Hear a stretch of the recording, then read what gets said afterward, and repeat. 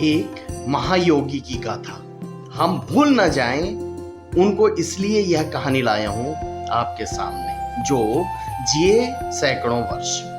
भारत के उत्तर प्रदेश के देवरिया जनपद में एक योगी, सिद्ध महापुरुष एवं संत पुरुष थे देवराहा बाबा।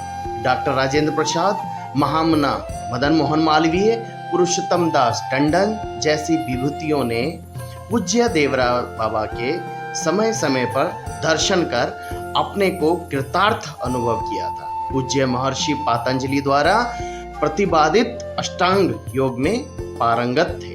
देवराहा बाबा का जन्म अज्ञात है, यहाँ तक कि उनकी सही उम्र का आकलन भी नहीं है। वह यूपी के देवरिया जिले के रहने वाले थे। मंगलवार 19 जून सन 1990 को योगिनी एकादशी के दिन अपना प्राण त्यागने वाले इस बाबा के जन्म के बारे में संशय है। कहा जाता है कि यह करीब 900 साल तक जिंदा थे। बाबा के संपूर्ण जीवन के बारे में अलग अलग मत है। कुछ लोग उनका जीवन 250 साल तो कुछ लोग उनका जीवन 500 साल तक मानते हैं। श्रद्धालुओं के अनुसार बाबा अपने पास आने वाले प्रत्येक व्यक्ति से बड़े प्रेम से मिलते थे और सबको कुछ न कुछ प्रसाद अवश्य देते थे। प्रसाद देने के लिए बाबा अपना हाथ ऐसे ही मचान के खाली भाग में रखते थे और उनके हाथ में फल, मेवे या कुछ अन्य खाद्य पदार्थ आ जाते थे, जबकि मचान पर ऐसी कोई भी वस्तु नहीं रहती थी। श्रद्धालुओं को कौतूहल होता था कि आखिर यह प्रसाद बाबा के हाथ में कहां से और कैसे आता है। जनश्रुति के मुताबिक वह खेचरी मुद्रा की वजह से आवागमन में कहीं भी कभी भी चले जाते थे। उनके आसपास उगने वाले बबूल के पेड़ों में कांटे नहीं होते थे। चारों तरफ सुगंध ही सुगंध होता था।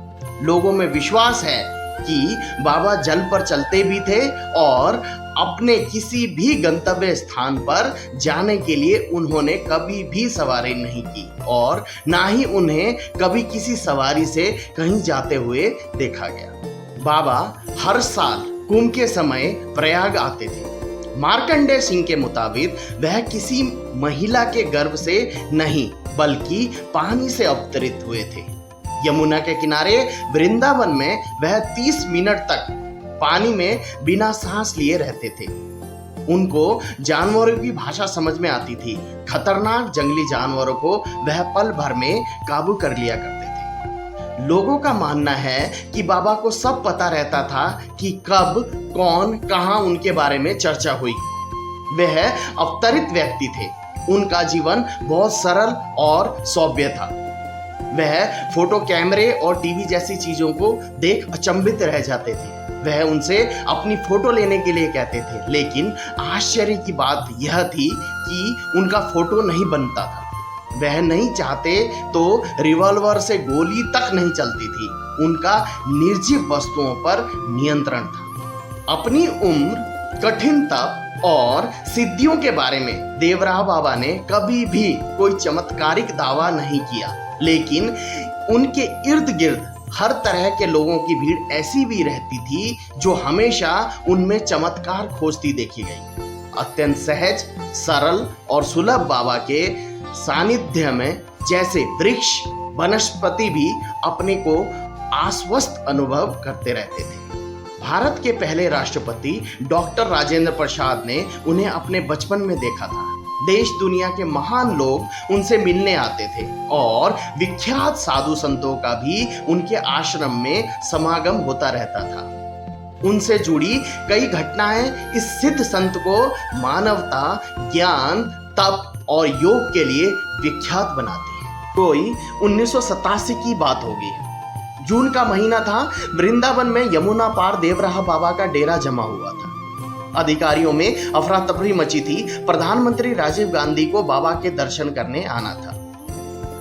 प्रधानमंत्री के आगमन और यात्रा के लिए इलाके में मार्किंग कर ली गई थी। आला अफसरों ने हेलीपैड बनाने के लिए वहां लगे एक बबूल के पेड़ की डाली काटने के निर्देश दिए। भनक लगते ही बाबा ने एक बड़े पुलिस अफसर को बुलाया और पूछा कि पेड़ को क्यों काटना चाहते हो। अफसर ने कहा, प्रधानमंत्री की सुरक्षा के लिए जरूरी है। बाबा बोले, तुम यहाँ अपने पीएम को लाओगे, उनकी प्रशंसा पाओगे, पीएम का नाम भी होगा कि वह साधु संतों के पास जाता है, लेकिन इसका दंड तो बेचारे पेड़ को भुगतना पड़ेगा। बाबा ने कहा कि अगर यह पेड़ मुझसे इस बारे में पूछेगा तो मैं इसे क्या जवाब दूंगा। नहीं, यह पेड़ नहीं काटा जाएगा। अफसरों ने अपनी मजबूरी बताई कि यह दिल्ली से आए अफसरों का फरमान है, इसलिए इसे काटा ही जाएगा। और फिर पूरा पेड़ तो नहीं काटना है, सिर्फ एक डाली मात्र काटनी है। मगर बाबा जरा सा भी राजी नहीं हुए। उन्होंने कहा कि यह पेड़ होगा तुम्हारी निगाह में, मेरा तो यह सबसे पुराना साथी है, दिन रात मुझसे बतियाता है, यह पेड़ नहीं कट सकता। इस घटनाक्रम से बाकी अफसरों की दुविधा बढ़ती जा रही थी। आखिर बाबा ने ही उन्हें तसल्ली दी और कहा कि घबराओ मत, अब पीएम का कार्यक्रम टल जाएगा, तुम्हारे पीएम का कार्यक्रम मैं कैंसिल करा देता हूं। आश्चर्य की बात है कि 2 घंटे बाद ही पीएम ऑफिस से रेडियोग्राम आ गया कि प्रोग्राम स्थगित हो गया है। कुछ हफ्तों के बाद राजीव गांधी वहां आए, लेकिन पेड़ नहीं कटा। इसे क्या कहेंगे, चमत्कार या संयोग? बाबा की शरण में आने वाले कई विशिष्ट लोग थे। उनके भक्तों में जवाहरलाल नेहरू, लाल बहादुर शास्त्री, इंदिरा गांधी जैसे चर्चित नेताओं के नाम हैं। उनके पास लोग हठ योग सीखने भी जाते थे। सुपात्र देखकर वह हठ योग की 10 मुद्राएं सिखाते थे। योग विद्या पर उनका गहन ज्ञान था। ध्यान, योग, प्राणायाम, त्राटिक समाधि आदि पर वह गुण विवेचन करते थे। कई बड़े सिद्ध सम्मेलनों में उन्हें बुलाया जाता था, तो वह संबंधित विषयों पर अपनी प्रतिभा से सबको चकित कर देते थे। लोग यही सोचते कि इस बाबा ने इतना सब कब और कैसे जान लिया। देश में आपातकाल के बाद हुए चुनाव में जब इंदिरा गांधी हार गईं, तो वह भी देवराह बाबा से आशीर्वाद लेने गईं। उन्होंने अपने हाथ के पंजे से उन्हें आशीर्वाद दिया। वहां से वापस आने के बाद इंदिरा गांधी ने कांग्रेस का चुनाव चिन्ह हाथ का पंजा निर्धारित कर दिया। इसके बाद 1980 में इंदिरा गांधी के नेतृत्व में भारतीय राष्ट्रीय कांग्रेस ने प्रचंड बहुमत प्राप्त किया और वह देश की प्रधानमंत्री बनी। वहीं यह भी मान्यता है कि इंदिरा गांधी आपातकाल के समय में कांची कामकोटी पीठ के शंकराचार्य स्वामी चंद्रशेखरेंद्र सरस्वती से आशीर्वाद लेने गई थीं। वहां उन्होंने अपना दाहिना हाथ उठाकर आशीर्वाद दिया और हाथ का पंजा पार्टी का चुनाव निशान बनाने को कहा। बाबा महान योगी और सिद्ध संत थे। उनके चमत्कार हजारों लोगों को झंकृत करते थे। आशीर्वाद देने का उनका निराला ढंग था। मचान पर बैठे बैठे ही अपना पैर जिसके सिर पर रख दिया वो धन्य हो गया। पेड़ पौधे भी उनसे बातें करते थे। उनके आश्रम में बबूल तो थे मगर कांटे विहीन। यही नहीं, वह खुशबू भी बिखरते थे। उनके दर्शनों को प्रतिदिन विशाल जन समूह उमड़ता था। बाबा भक्तों के मन की बात भी बिना बताए जान लेते थे। उन्होंने पूरा जीवन अन्न नहीं खाया, दूध व शहद पीकर जीवन गुजार दिया। श्रीफल का रस उन्हें सबसे अत्यधिक पसंद था। देवराह बाबा को खिचड़ी मुद्रा पर सिद्धि थी, जिस कारण वे अपनी भूख और आयु पर नियंत्रण प्राप्त कर लेते थे।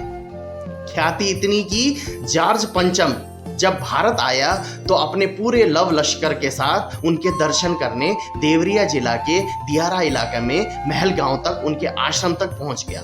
दरअसल इंग्लैंड से रवाना होते समय उसने अपने भाई से पूछा था कि क्या वास्तव में इंडिया के साधु संत महान होते हैं। प्रिंस फिलिप ने जवाब दिया, हाँ, कम से कम देवराह बाबा से जरूर मिलना। यह सन 1911 की बात है। जॉर्ज पंचम की यह यात्रा तब विश्व युद्ध के मंडरा रहे माहौल के चलते भारत के लोगों को बरतानिया हुकूमत के पक्ष में करने की थी। उससे हुई बातचीत बाबा ने अपने कुछ शिष्यों को बताया भी था, लेकिन कोई भी उस बारे में बातचीत करने को आज भी तैयार नहीं है। महामहिम राष्ट्रपति डॉक्टर राजेंद्र प्रसाद तब रहे होंगे कोई 2-3 साल के, जब अपने माता पिता के साथ वो बाबा के दर्शन के लिए गए थे। तब बाबा ने उनको देखते ही बोला था कि यह बच्चा तो राजा बनेगा। बाद में राष्ट्रपति बनने के बाद उन्होंने बाबा को एक पत्र लिखकर कृतज्ञता प्रकट की और सन 1954 के प्रयाग कुंभ में बकायदा बाबा का सार्वजनिक पूजा भी किया गया। बाबा देवराहा 30 मिनट तक पानी में बिना सांस लिए रह सकते थे। उनको जानवरों की भाषा समझ में आती थी। खतरनाक जंगली जानवर वो पल भर में काबू कर लेते थे। उनके भक्त उन्हें दया का महासमुंदर बताते थे और अपने यह संपत्ति बाबा ने मुक्त हस्तज लुटाई। जो भी आया बाबा की भरपूर दया लेकर गया। वितरण में कोई विभेद नहीं।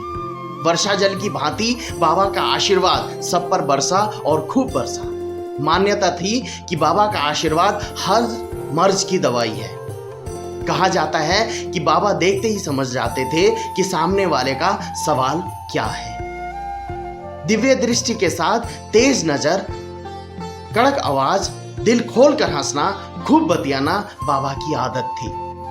याददाश्त इतनी कि दशकों बाद भी मिले व्यक्ति को पहचान लेते थे और उसके दादा परदादा तक का नाम व इतिहास तक बता देते थे, किसी तेज कंप्यूटर की तरह। हाँ, बलिष्ठ कदकाठी भी थी, लेकिन देह त्यागने के समय तक वे कमर से आधा झुककर चलने लगे थे। उनका पूरा जीवन मचान में ही बीता।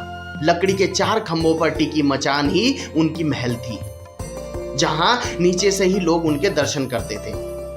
मई में वे साल में 8 महीने बिताते थे। कुछ दिन बनारस के रामनगर में गंगा के बीच, माघ में प्रयाग, फागुन में मथुरा के मठ के अलावा वे कुछ समय हिमालय में एकांतवास भी करते थे। खुद कभी कुछ नहीं खाया, लेकिन भक्तगण जो कुछ भी लेकर पहुंचे उसे भक्तों पर ही बरसा दिया। उनका बताशा मखाना हासिल करने के लिए सैकड़ों लोगों की भीड़ हर जगह जुटती थी। और फिर अचानक 11 जून 1990 को उन्होंने दर्शन देना बंद कर दिया। लगा जैसे कुछ अनहोनी होने वाली है। मौसम तक का मिजाज बदल गया। यमुना की लहरें तक बेचैन होने लगी। मचान पर बाबा त्रिबंध सिद्धासन पर बैठे ही रहे। डॉक्टरों की टीम ने थर्मामीटर पर देखा कि पारा अंतिम सीमा को तोड़ निकलने पर आमदा है। 19 तारीख को मंगलवार के दिन योगिनी एकादशी थी। आकाश में काले बादल छा गए, तेज आंधियां तूफान ले आई। यमुना जैसे समुंदर को मात देने पर उतावली थी। लहरों का उछाल बाबा की मचान तक पहुंचने लगा और इन्हीं सब के बीच शाम 4 बजे बाबा का शरीर स्पंद रहित हो गया। भक्तों की अपार भीड़ भी प्रकृति के साथ हाहाकार करने लगी। विशेष सनातन धर्म में तप, योग, भक्ति एवं साधना में कितनी शक्ति है, उसे पहचान कर हम सबको तदनुसार आचरण करना चाहिए और उसे जहां तक हो सके अपने जीवन में उतारना चाहिए। सादगी को अपने जीवन में अपनाना चाहिए। जीवन का सत्य आत्मिक कल्याण है, ना कि भौतिक सुख। लोगों में सादगी, धर्म एवं योग के प्रति हमारी अधिक आस्था बढ़नी बहुत जरूरी है। जय बिहारी।